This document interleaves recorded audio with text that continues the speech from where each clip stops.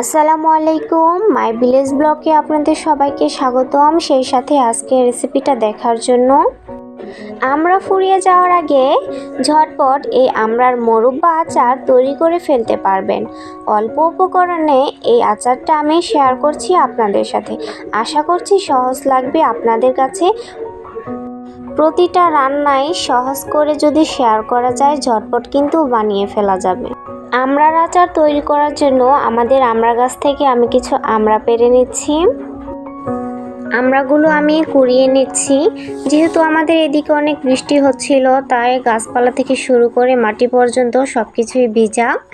তো আমড়াগুলো আমি কুড়িয়ে নিয়েছি। দেখতে পাচ্ছেন আমড়াগুলো কত সুন্দর এবং সতেজ। আমাদের কিন্তু আমড়া কিনতে বাজারে যেতে হয় না। এই হচ্ছে আমাদের আমড়া গাছ। তো এখানে আমি 2 কেজির মতন কাঁচা আমড়া নিয়ে নিয়েছি আচার তৈরি করার জন্য। আমড়ার খোসাগুলো এখন আমি ছিলে নিয়েছি। আমড়াগুলো ছিলে নেওয়ার পর আমড়ার গায়ে কিন্তু অনেক কষ লেগে থাকে, তাই খুবই ভালোভাবে পরিষ্কার পানি দিয়ে হাতে কষলিয়ে আমড়াগুলো ধুয়ে নিতে হবে। আজকে আমি আস্ত আমড়ার আচার তৈরি করব। এই পর্যায়ে চুলায় একটা কড়াই বসিয়ে তার মধ্যে পানি দিয়ে দিয়েছি আমড়াগুলো সিদ্ধ করে নেওয়ার জন্য। এক এক করে সমস্ত আমড়া আমি কড়াইয়ের মধ্যে দিয়ে দিলাম। খুবই ভালোভাবে সিদ্ধ করে নিতে হবে আমড়াগুলো।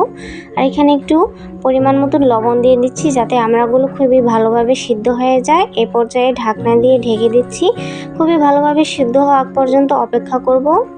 এমনিতেই কিন্তু আমড়ার ভিতরে মশলাগুলো ভালোভাবে যেতে চায় না, তাই খুবই নরমভাবে সিদ্ধ করে নিলে মশলাগুলো আচারের সাথে মিশে যাবে। 10 মিনিটের মতন সময় ধরে আমড়াগুলো আমি সিদ্ধ করে নিয়েছি। এখন একটি চামচের সাহায্যে আমড়াগুলো পানি থেকে উঠিয়ে নিচ্ছি।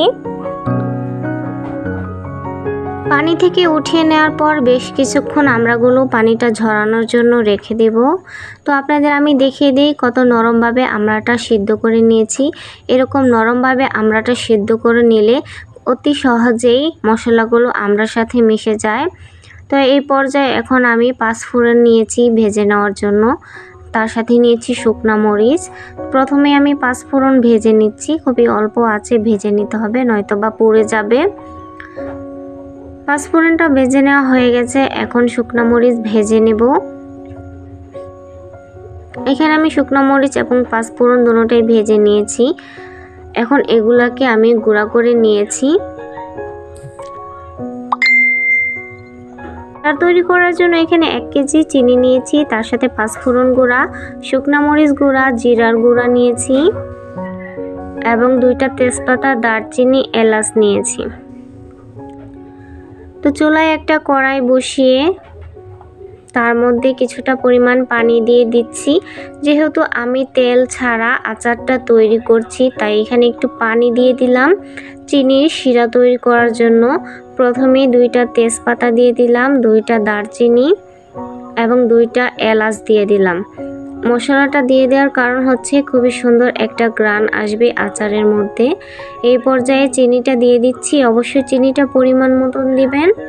চিনিটাকে এখন আমি শিরা করে নেব। প্রথমে চিনিটাকে গলিয়ে নিচ্ছি।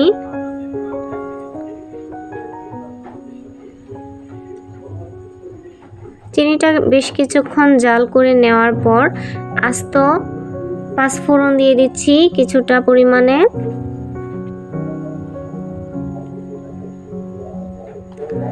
এখন এগুলা একটু ভালোভাবে মিশিয়ে নেওয়ার পর শুকনা মরিচের গুঁড়া দিয়ে দিচ্ছি। যেহেতু বাচ্চারা খাবে তাই মরিচের পরিমাণটা একটু কম দিয়েছি।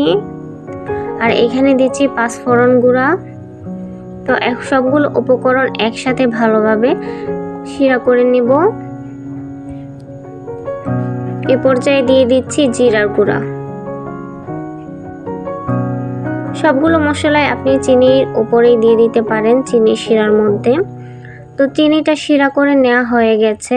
এখন সিদ্ধ করে রাখা আমড়াগুলো দিয়ে দিব। এক এক করে সমস্ত আমড়া দিয়ে দিচ্ছি। সারা বছরই সিজন ঘুরে কোনো না কোনো ফল ফ্রুটের সিজন আসে।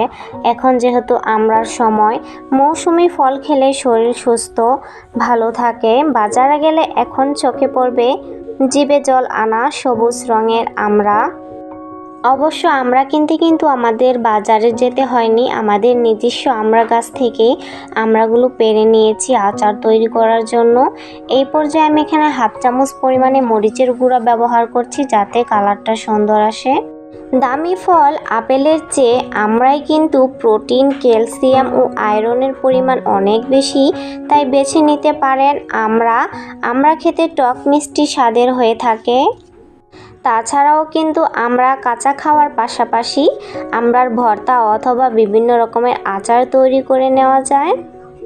আর একটি কথা, এই আচারে কিন্তু আমি কোনো প্রকার কালার ব্যবহার করিনি। আপনারা চাইলে হলুদ অথবা লাল ফুড কালারটি ব্যবহার করতে পারবেন। এমনিতেই আমার আচারের কালারটা অনেক ভালো হয়েছে মাশাল্লাহ, দেখি বুঝতেই পাচ্ছেন। আর এই আমড়ার মোরব্বা আচারটি বাসায় আপনারা বানাতে ট্রাই করলে খেতে কেমন হয়েছে আমাকে কিন্তু কমেন্ট করে জানাতে ভুলবেন না।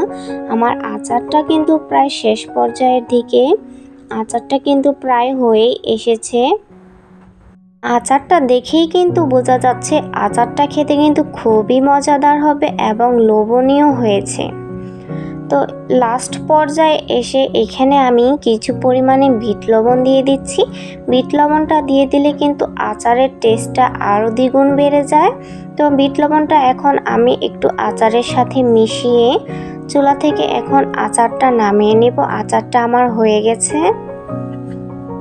এখন আমি আপনাদেরকে আচারটা সার্ভ করে দেখিয়ে দেব কতটা সুন্দর, লোভনীয় এবং মজাদার হয়েছে।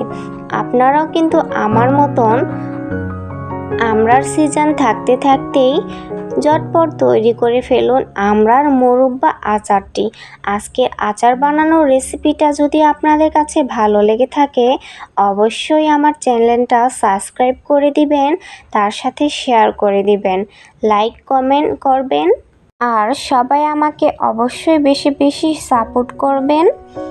সবাই অনেক বেশি ভালো থাকবেন, সুস্থ থাকবেন। আজকের ভিডিওটা এই পর্যন্তই। আর আচার দেখে কার কার জিভে জল এসেছে অবশ্যই কমেন্টে জানাবেন। সবাই ভালো থাকবেন। আল্লাহ হাফেজ।